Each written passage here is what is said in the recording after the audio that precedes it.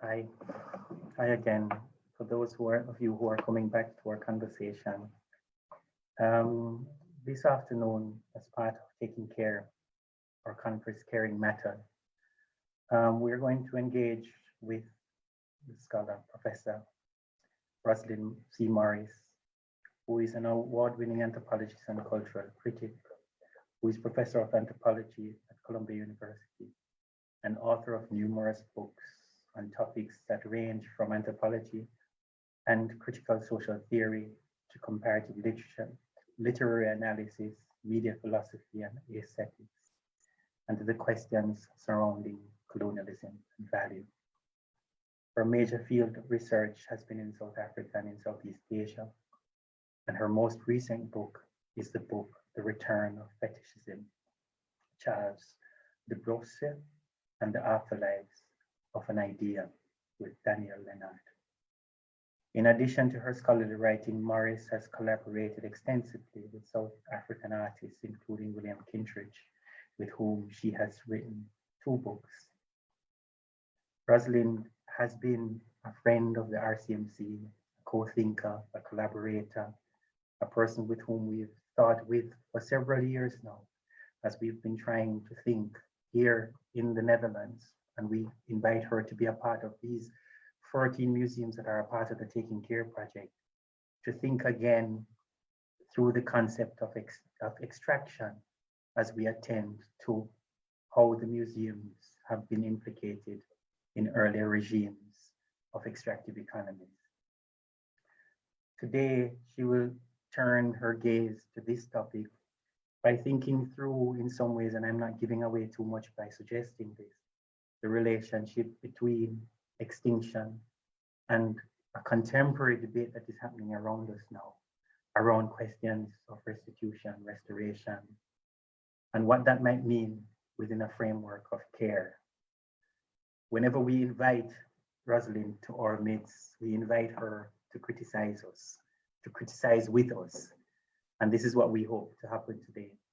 As the about 50 people who are online right now, but especially, and forgive me for saying this, the museums that are a part of this project who are trying to really do that work, to rethink their work again in the present, mindful of the double anxiety that the Taking Care project attends to, that project of other planetary futures, but a continued thinking through the possibility of plurality in our world today. So I want to turn over to Rosalind, who will present to you for 20 minutes, provoke us, and then we'll enter into a discussion, which I hope is not just a discussion between me and myself and Rosalind, but a discussion among all of us. So please send in your questions and I will mediate them. I want to thank also Juliet and Alessandra, who's made this possible.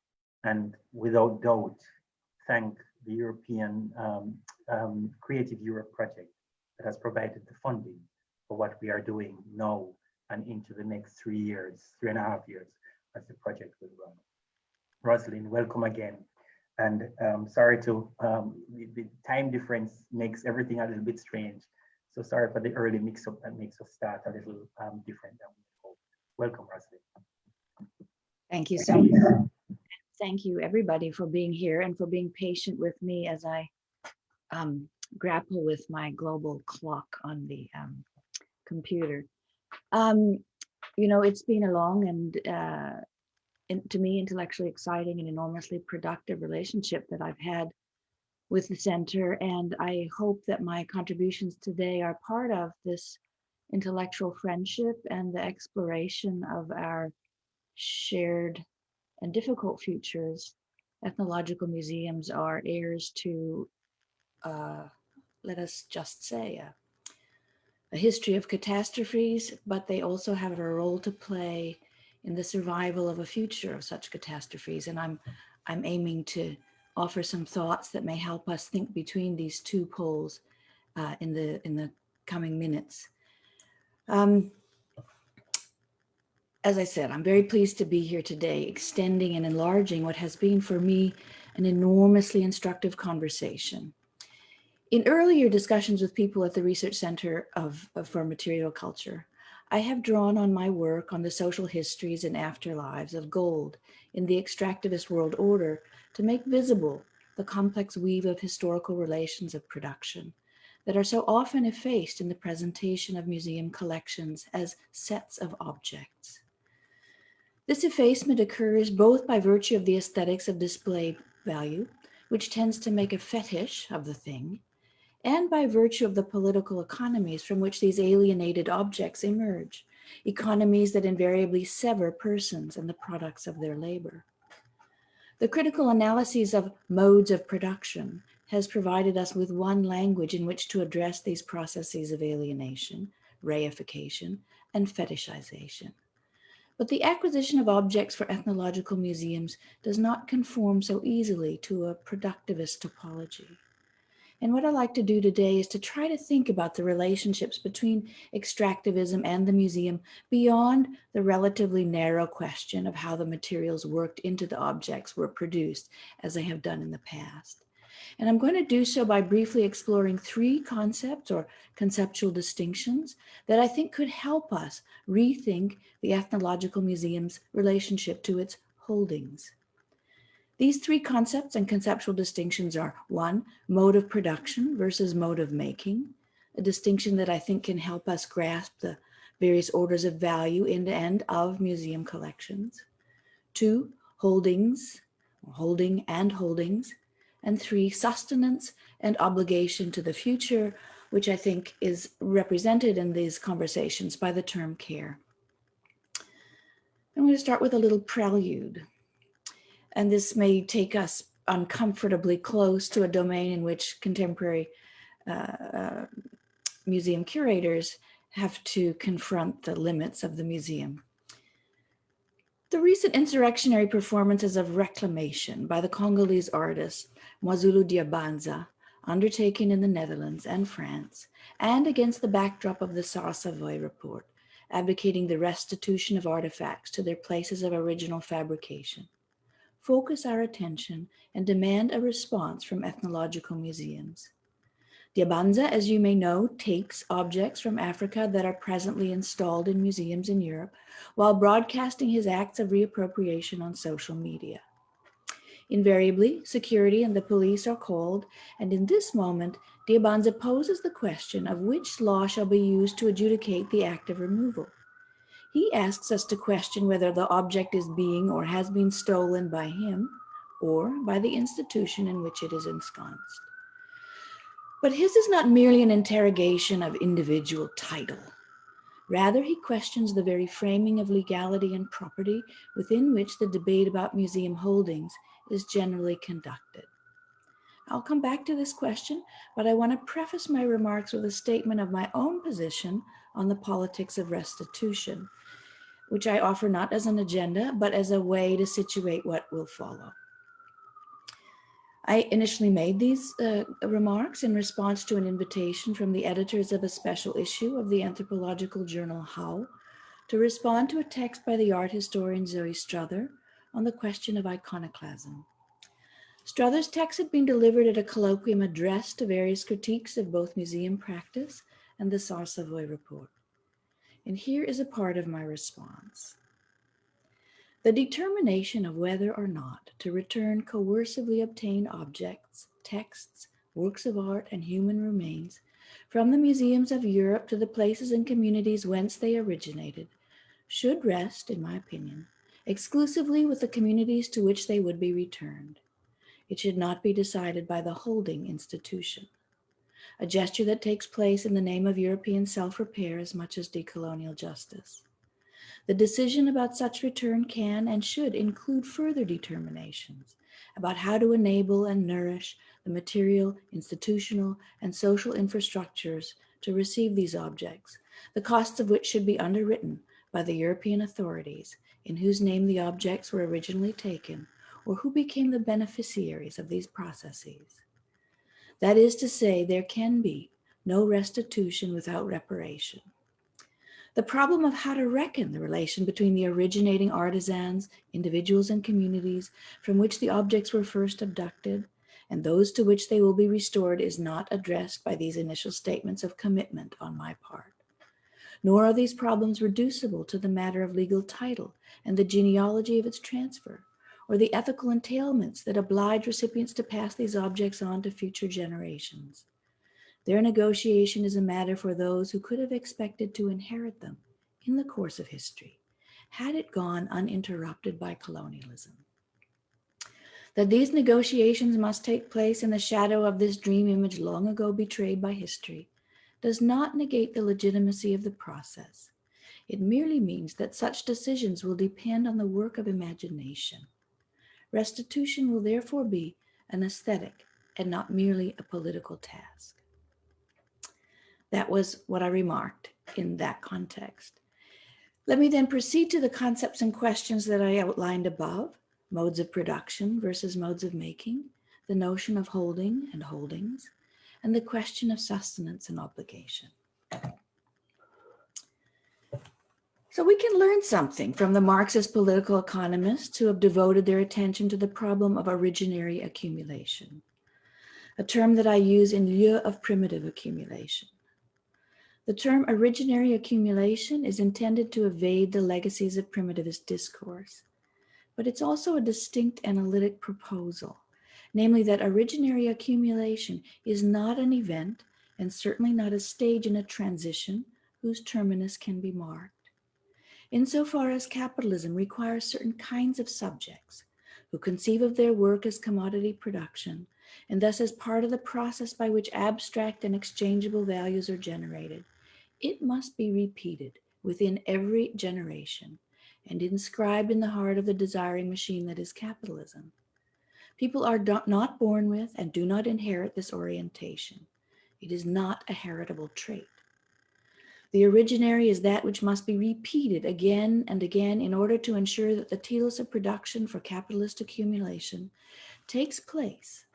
Nonetheless, what is originary accumulation for capitalism is, as so many have told us, dispossession and loss of control over the coding of value for those who are subject to its predations.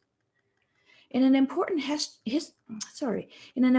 effort to rethink the history of gold in political economy, Farouk Stemet demonstrates that during the gold rushes of the 16th and 17th centuries, commencing in West Africa and then in the Americas, the world gold and silver economies experienced a relatively sudden devaluation in the value of both metals.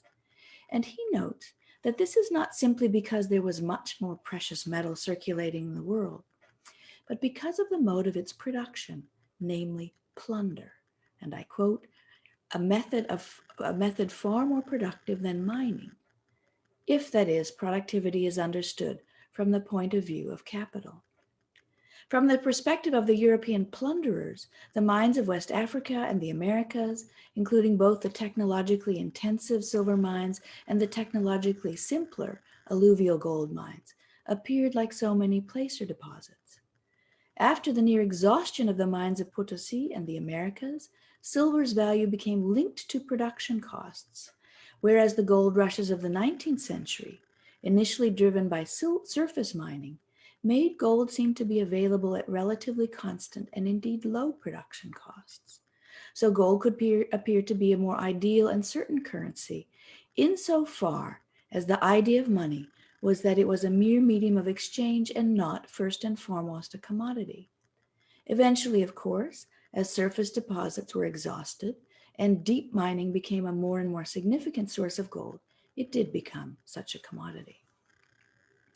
Needless to say, from the perspective of the societies in which gold was being generated in Africa and the Americas, where gold did not function as a currency by and large, but as a medium of symbolic value, often linked to the operations of imperial or chiefly authority, colonial plunder did not lead to the devaluation of the metal only, but to the total devaluation of the coding system within which it had been extracted and made the medium of symbolic power.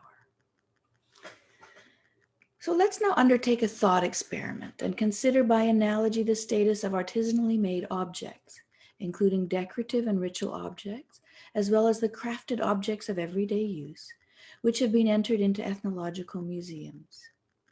We know that their roots from their places of making were manifold and various. Sometimes they were taken in a mode of outright plunder. Sometimes they were purchased on the cheap because the religious systems in which they had previously functioned had been destroyed, as when Christian missionaries incited iconoclastic holocausts aimed at the destruction of so-called fetishes, as Zoe Strother describes. Sometimes traders bought cast-offs on the cheap when the valued objects of one group were destroyed or removed as part of conquest, including in cases where one local power was elevated over another in the ethnicizing conflicts encouraged by colonial powers. Sometimes, too, they were traded for goods whose value had been dissimulated or because new dependencies on cash led people to sell whatever they had. The point is that objects which had value, but that had not been produced for exchange were abducted and moved through commodity systems in order that they could then be removed again and installed as tokens of the difference between them in the museum.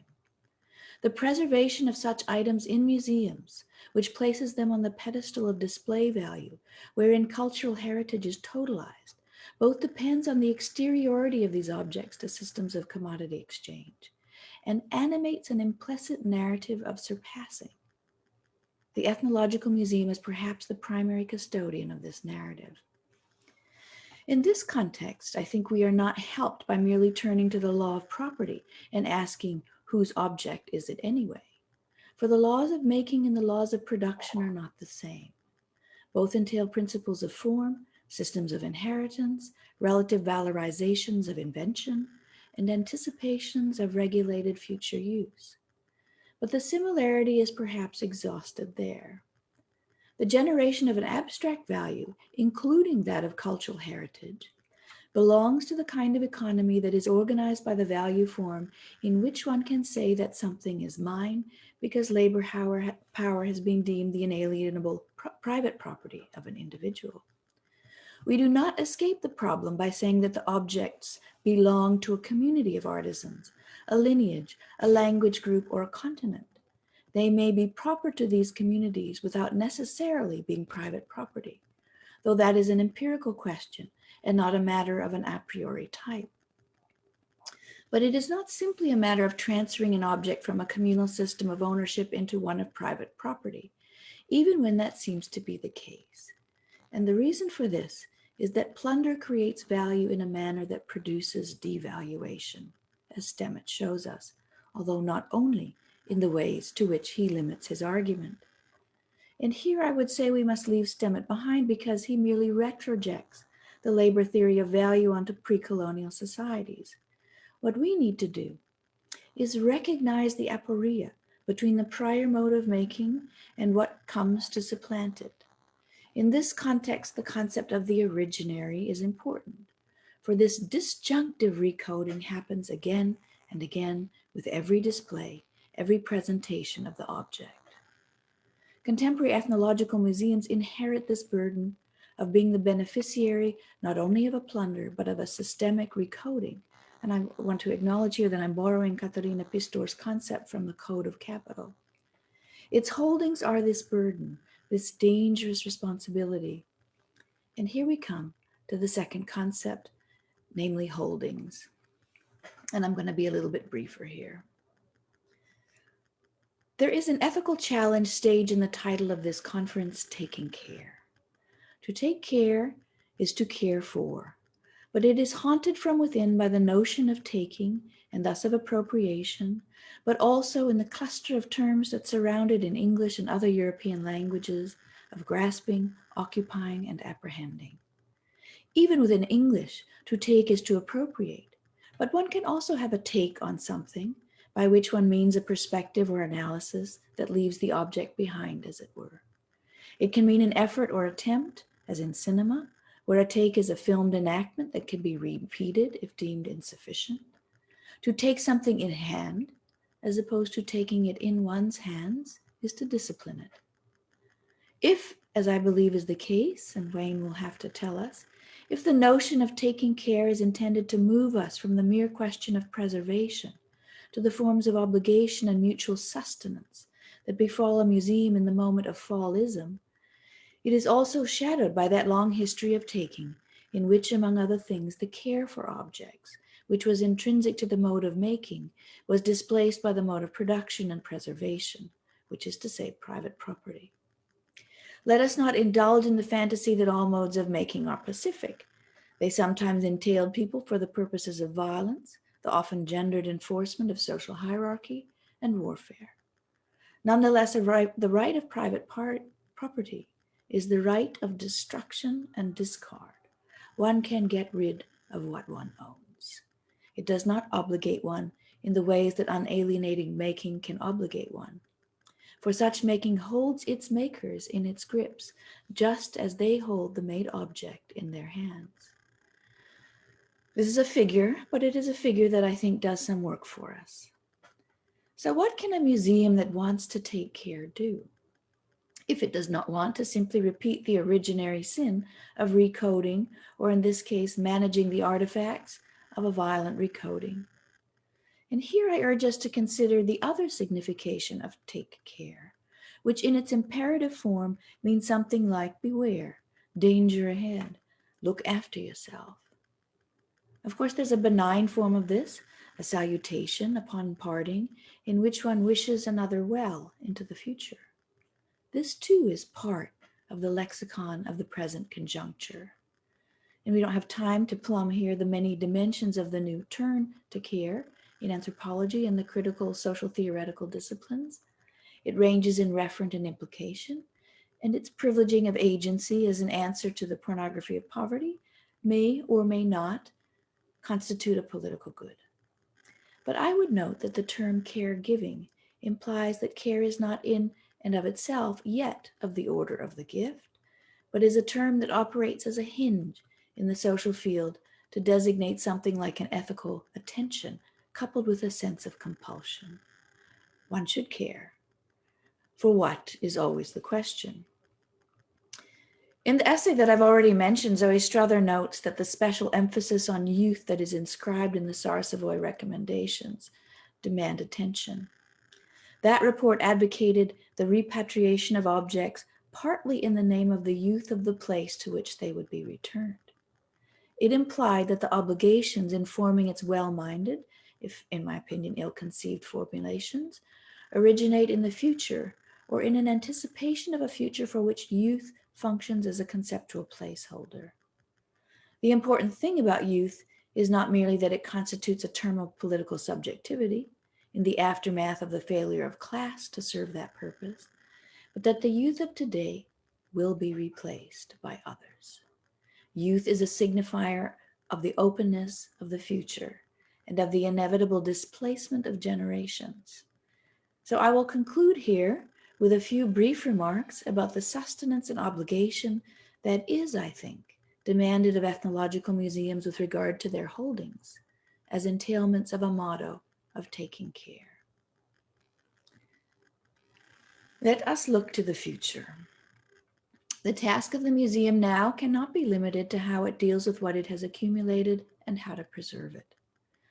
And though I commenced by advocating reparation and restitution, I want to point now to what we all know, but perhaps don't wish to confront, namely that the capacities for caring for objects, in whatever institutional and social form is deemed locally relevant, is likely to be challenged in the near future by previously unforeseen catastrophes linked to climate change, including the mass movement of peoples, the inundation of coastal areas where the majority of the world's capital cities are located, the loss of species, the disruption of social relations, the proliferation of pandemics, and a number of other prospects rather too terrible to contemplate.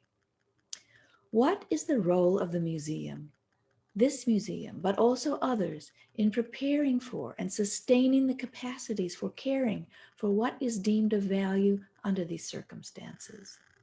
What kinds of taking care must be enacted to facilitate the holding of that which people would like to have available to for the future, in the knowledge that it will be passed, that it will have been passed from one mode to another? Let's return then to the concept of holding, in which sustenance and obligation may be given form. To hold and be held in the mode of care rather than possession.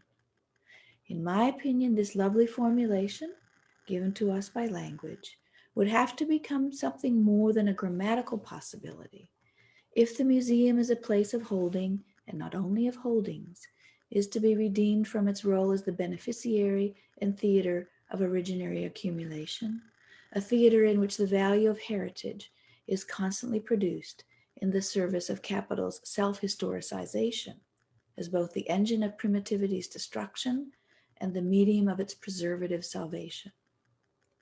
But this means embarking upon that perilous journey with others to imagine a future in which the care of holdings is conceived in a manner that sustains it for future generations, and perhaps in a manner that will have to go beyond repatriation.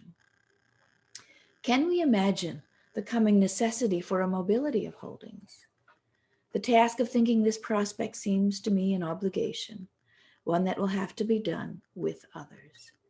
And on that note, I think we should move away from my overly weighty formulations to a discussion about these issues as they seem relevant to you, Wayne and Alessandra, and to, of course, the rest of you. I will stop there. Thank you.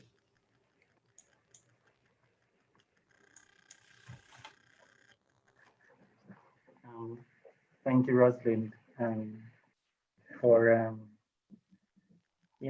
for the kinds of challenges that we've come to expect. Because I mean, I had initially, when I started to read and listening to you, I had initially started, my first question was a question around the imagination, something that you had started to think about in the beginning, where you spoke about the question of, you said there on page 2 of the document, that these negotiations must take place in the shadow of this dream image, long ago betrayed by a history, does not negate the legitimacy of the process. It merely makes that any such decision will depend, you suggest, on the work of the imagination. And then you say restitution will therefore be an aesthetic and not merely a political task. Now, that was the first challenge and the first question that I wanted to push at you. But and then you call us out when you speak about taking and taking care, because when we were trying to write this project and thinking about the language, the lexicon of the project, it did come up about what taking means, its appropriative nature. And one of the things that I settled with myself around it is that if we did not have that ghostly undertone to it, then it might lead us to a certain kind of arrogance. An arrogance that we are caregivers, that we can care, that we can care without the memory of our own implicatedness in that taking. And so, I mean, I want to start there. I want to start there with, is it really still possible? And you already give us so much to work with, but in the burden of thinking, abolishing the institution, getting rid of all of those things, in the burden of somebody saying to me, the ethnographic museums have no more future. That tense relationship between caring and carefulness and an acknowledgement of our own implicatedness in it. How do you suggest we meander in that? What is a ethics of care that meanders in that politics without arrogance or without too much feeling that we are good, without patting ourselves on the back? What is that meandering that you think could happen with an institution like ours? And I think universities are implicated in similar questions, right? Of their Certainly they are, and maybe anthropology most centrally in that. But Wayne, what I so admire about the conceptual work that you and your colleagues at the center have undertaken over these last years is your willingness to take seriously the responsibility of working within the legacies that indeed produce the conditions of possibility for the museum. I see this as entirely and admirably aligned with, I suppose, a project that Gayatri Spivak would call, in the Critique of Post-Colonial Reason, the strategies of sabotage rather than a naive opposition that fantasizes purity as a place for action. This is not available to us. not to the museum, not to someone within the discipline of anthropology, not within any of the spaces that are determined by the histories of colonialism and so forth. And so it seems to me that beginning, as you said, with this willingness to both enunciate a kind of ethical ambition, taking care, and to take on the burden of the interior histories, the hauntings of that term of appropriation and so forth. This is why this project is so well conceived, I think. Why it's not, well, I admire it, and I'm certainly not the person to tell you how you will meander in this. I look to you to learn about that. But you asked me to start, you know, I do think the question of imagination is relevant in this context. Yeah. And, you know, from both sides of a relatively naive position within this debate, within the restitution reparation debate, there is a caricature that both what people want and what is being proposed is a kind of return to origin of that which has been taken. And those who don't want to relinquish their holdings say, well, we've got 200-300 years of rupture, the transformation of social worlds. There is no possibility of restoring what was taken to where it came from, either at the level of the community or at the level of the title holder or at the level of the artisan and so forth. And on the other side, there are nativist movements that would actually disavow that and would speak about continuity and so forth. And when I speak of imagination, I speak of the necessary effort to think the relationship between a historical prior and the present without fantasizing continuity.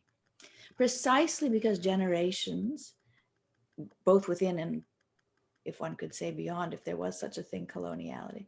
Generation is a term of rupture covered over by the desire for continuity. And that is also a concept within which we have to work and perhaps sabotage. But certainly the space of a demand for imagination. This is a task. I mean, as I said, I don't have a model for it. But we are not going to solve the problem with a kind of empirical investigation of the transfer of title. Yeah. And we are not going to solve the problem with that kind of positivist ambition. Yeah. No, it ties very nicely, and perhaps I won't go into it too deeply because I think that many people it might be outside our audience's conversation right now. But there is a way in which some of the work that I'm interested in, especially from the Caribbean, has required imagination to be able to think histories, right? If you go to Derek Walcott, if you go to Wilson Harris has this concept that he makes up, which is actually, Wilson Harris is a scholar who works very much with questions of the environment as his starting point, but he has this concept of the phantom limb, right? Which is an act of the imagination to be able to imagine possible continuities that never existed. And also, I really value that also in relationship to how Caribbean anthropology or objects from the Caribbean have been taken up into the Ethnographic Museum as a possibility.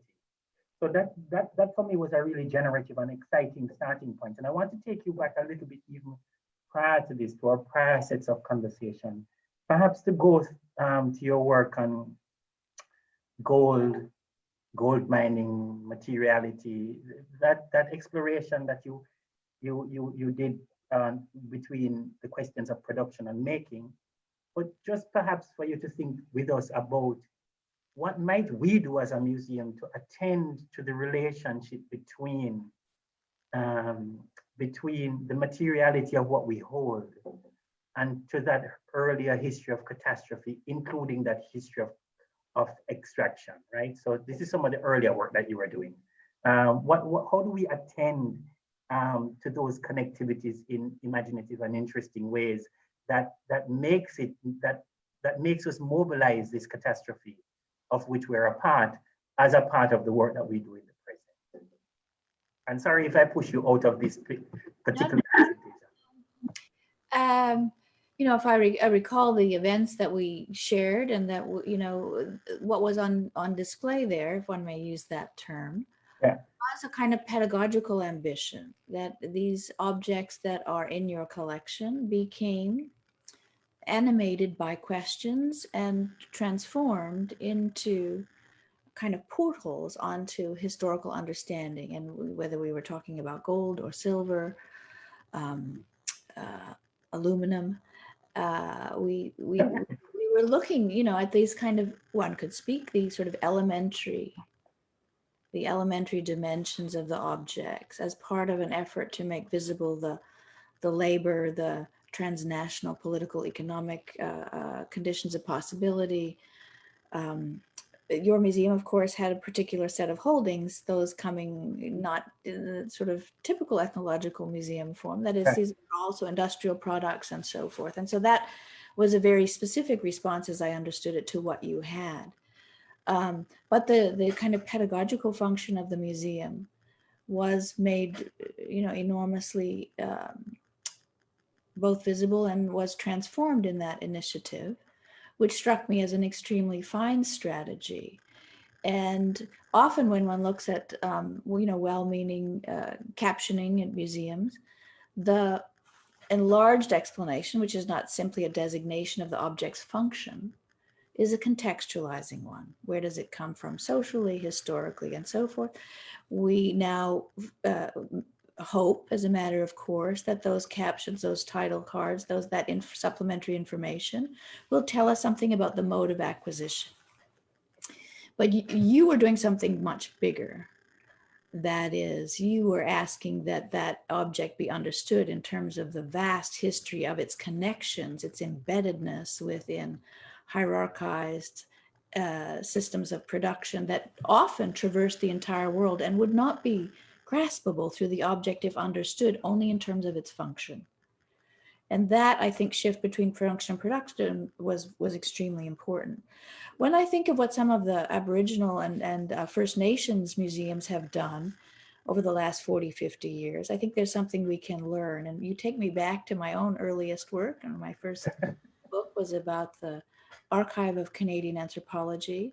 And one of the kind of, it's not relevant that it's part of the book, but one of the learning experiences I had was took place at the museum that was conceived by, operated by the Kwagga community at Alert Bay.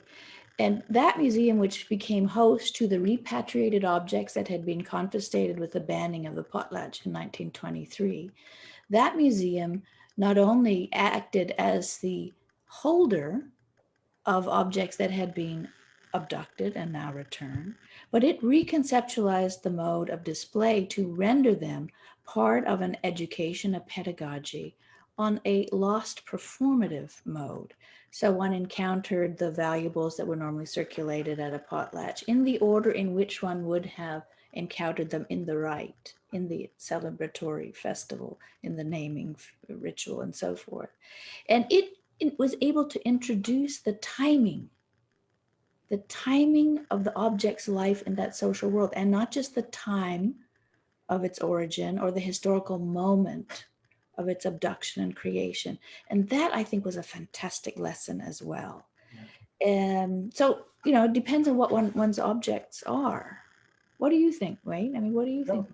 Actually, one of the things that you are moving back to, and I think that many of the curators who are online now would bemoan this fact, that kind of deep pedagogical relationship to what museum work is has, for many people, been superseded by what I often call the marketing logic that requires such a reduction, what we in museological terms call the professionalization, which means that the caption can tell nothing anymore. The caption is reduced now to the material, and that we don't even talk about that anymore, right? It is what it is and how it is used. So in a way, that certain kind of rich textuality in its pedagogy is something that I think that many of our museums are struggling now with, when what we hear is that, and I don't want to sound like the curator who is being nostalgic, but what we hear is that visitors aren't interested in those stories. And for us, it is going to be a feat of the imagination to try and find a way of telling those stories again, because that is exactly how we get visitors to feel implicated in these bigger histories, rather than just the marketing, the marketed logic of come and see this or whatever. There's a lovely question that comes online where the person sketches the importance of what you said and returns to it. And he says, you touch upon the history of extraction of indigenous material riches that transcend merely that of object extraction, but also entails the plundering of materials for their mineral value, he said. How could we imagine a material restitution that goes beyond the repatriation of objects and also address plunder of material riches taken not as cultural heritage, but also as material resource? So how do we also go back to a reparative frame, a care frame that takes resource extraction as also its analytical and practical lens? You know, this is a very important question because, you know, these histories are, this is very important to make this point. So thank you to Joey Stoffberg. The simultaneity, the entanglement of these two projects of extraction is impossible to overestimate. I mean, not only are these spaces opened in large part, that is from the perspective of colonizers open. I mean, of course, they are their own open worlds. Not only was the project of acquisition, accumulation, and resource extraction the condition of possibility for the acquisition of all these other objects, the entire remaking of the world. So absolutely, I think this is correct that one cannot imagine the project of the restitution of museum objects or the repatriation of museum objects as satisfying in any ways the demands for a kind of making just. I don't think we can repair, yeah, but we can perhaps make better the structures that we inherit. There are actually, I think there's an actual like empirical task to be undertaken for historians that would link specifically these kinds of acquisition projects of objects with the extractivist projects. You know, typically we get narrations of, you know, Griot's expedition from Dakar to Djibouti, or we listen to the story of Frobenius running around, you know, scraping off paintings off of walls or reproducing them. But we rarely get these two histories written at the same time. And absolutely they should be. The question of how to redress that. Yeah. This is a very important question for which I have absolutely inadequate response. Well, in that sense, I've been working with this, I think it's a Japanese tradition. I think it's called Tsugi, where the practice of repairing pottery is not a practice of return, but it's actually a practice that highlights the wounds of the breaking. So it makes gold the wounds of the breaking as a way of, I think, to give value to what is in the cracks in a certain sense. There was something else, and I really, there are too many things, but there's one other thing that you mentioned here, which I found really wonderful. When you spoke about colonial plunder did not lead to the devaluation of the material only, but the total devaluation of the coding systems within which it had been extracted and made the medium of symbolic power. Yeah. I think in a way that ties to Michael Lee's question when he asked about roads to imagine repatriation, right?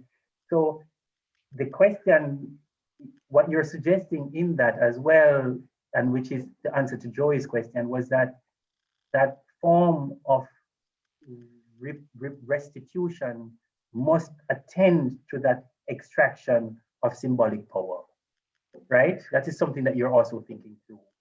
And what Michael is asking, how could we attend more cogently to that? I mean, I think Savoy and Sar makes a few big gestures in relationship to that. That might be hard, but how do we attend again to this question of of a certain kind of originary that is about the cultural lives from which they came, and not necessarily just moving back to an object to a place. What is at stake in that? I mean, I think in some ways everything is at stake in it. As we know, there are places where people say we don't want that crap, There are places where people say we don't know to whom it should be entrusted. There are places that say this was taken from me in a context of warfare, part of the humiliation. There are contexts in which objects are said to require burial upon return. That is absolute radical removal and destruction from circulation. And of course, this iconoclastic dimension is one of the rationales for some people disavowing the return. There are other people for whom these objects represent a surpassed history that they're not interested in returning to. This is why I would say, this has got to be sorted out in the worlds to which, in the spaces, the social spaces to which objects would return. This is not to be adjudicated by us. But the question, I mean, we don't get to go back. That is the sad, painful position in which we now reside. But we also know that there are forms of reconnection and relearning and learning anew about one's history. So when you say, as you do, that people don't want these stories, they come to the object, they want it described in terms of its function, maybe its content, that's it. This also is a problem in many places to which objects will return. What do people want from these? What is the role that the museum in general, now I speak not in terms of just the Ethnological Museum in Latin, in undertaking that persuasive work of making people want to understand these objects in terms other than their, the mastery function that would let one say, oh, that is, X. It comes from here. It's made of Y. And it was used under these circumstances. How can the museum be enabled to animate both a curiosity and a desire on the part of those who encounter these objects to care for the objects, but also for the social worlds, not only that produced them, but that will become their future recipients? I mean, this is why the kind of climate change issue is actually extremely important. That there are there's a future series of catastrophes for which we now must prepare, if one believes that what is in your collection is worthy of that. And I think you do, right? Yeah. I think that is a curatorial drive to think that they're worthy. Yeah. And so do other people think they are. Yeah. But the demanding task, how to transform the consciousness of museum goers such that they do not experience the museum as a simple occasion to acquire the mastery of naming. Yeah. No, that's when you go back to that question and in listening to you and reading your work, perhaps I myself, and I don't know, I can speak for all of us in the Taking Care team, were a little bit naive when we started to think of climate change, climate justice, planetary futures, and questions of plural futures or colonialism, because we had not, or I had not anticipated the burden that needs to also go into, all right, that one cannot imagine these futures different apart from each other. It's like we were saying that, okay, one needs to attend to one and attend to the other, but what you are suggesting to us is that restitution to a place that that is under climate threat is also an impossibility, right? That you can't just think, okay, I'm going to give it back, but to whom, if climate change is affecting the very peoples from which the objects were coming, the very communities. So that actually analytical frame that you put forward is something that I particularly was naive to, and even I was a part of writing this project. So I wanted to, that makes it even more urgent in the work that we do, that we try to make these histories overlap more, that we think the museum as part of planetary futures, because the ethical burden is also an ethical burden towards these conjoined futures. There is some, Joanna says, thank you very much, Professor Rosalind. As you have now in the discussion already brought back your very interesting thoughts to some modes of display and specific objects. Can you maybe bring these thoughts also to the places in the museum which are mostly there for preservation, like the depot? Can you think about practices that we should rethink here besides restitution? So beyond display, how do we attend to these questions of an ethics of care, an obligation to the future? I mean, it's such a strange thing to me to always encounter the fact that the vast majority of objects in museums are never seen by anyone, you know. Yes. If you're lucky, you get to go into the back room and someone opens a drawer and Yeah, it's like 2 to 3% mostly, eh? About Yeah. 2 to 5% for many people at most, I think, for some. Yes. So, I mean, I found actually, I mean, I think you have within your own recent history, a kind of exemplary practice for dealing with this. I mean, when we gathered together around extraction issues, centered around specific minerals and metals, you know, still a very tiny percentage, right, was brought up. And it's interesting, the learning experience that was deemed most productive in those engagements were ones in which people were able to touch something. Not necessarily the materials in the museum collection for preservation, but, you know, whether it was cell phones in which there's gold and so forth, these were important learning experiences. I'm of course not a museologist, and I do think that, so one of the unassailable responsibilities of the museum is, in fact, to care for that which is not on display. And to, again, if the question is a possible future in which those materials will enter the world for others to use, think about, display, then that task of preservation is not just oriented towards the past in a conservationist way, in a value conserving way, but is really, this is why it's also an imaginative project. It is driven by the possibility that there will become forms of access, display, representation that we cannot yet think. Yeah. Forms of using these, forms of discussing them, modes of presentation.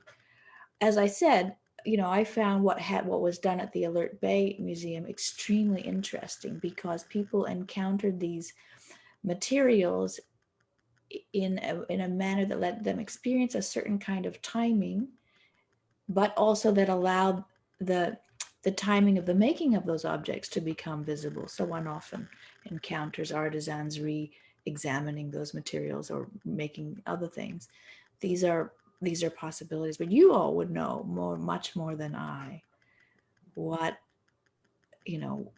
what is the ratio, what are the possibilities even for removing some of those things from the depot and bringing it into public use. Again, I think the largest, most difficult task facing us, is persuading the public that they should want, and indeed to feel that they want that encounter. Yeah. And that they want it as a learning experience. You know, I often there are issues in my own institution about some displays of objects, and people want them removed from their public place. And interestingly, sometimes repatriated, some not. But the very fact of the display is often felt to be an affront. You know, decontextualized objects taken in times we don't know, and so forth.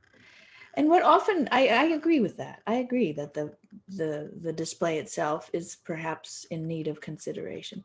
But one of the things that always strikes me is how little or how rarely people seem compelled to want to understand or to learn from these materials. You know, whence did they come? Who made them? What moved someone to produce them, to care for them, to circulate them, to protect them enough that they could survive these 100 years, you know? That's part of leading people via the object toward relations with others, I think and hope. This is my most optimistic, most maybe naive feeling about what a museum can do via these objects, that they can become indeed media for a kind of relation. And we had a conversation with, I think, Professor Siba Gravoni from Cornell, and he made that point as well, where he said, well, not the point about relations, which I'd like to close with, but he said one of the things that disappoints him about museum holdings that he's seen in Europe is that a lot of the displays are not necessarily there to change our minds or help us think about our relationship with others. It is actually there to help us confirm our understanding about others. Yes, yes. and, I think, and well, yeah, so, and he said some days he struggles with it, but he would actually, some days he thinks if objects could be there to be able for us to start thinking ourselves in relations, then he would be okay with some of them remaining in European museums, because that perhaps is the most urgent question that needs to be attended to in the present, for him anyway at the time. But I mean, at the end, we are closing now at 4, and I think one of the challenges is that exact challenge that you ended with, which is about what can the museum do, and the desire for the museum to teach us to want to learn about these histories.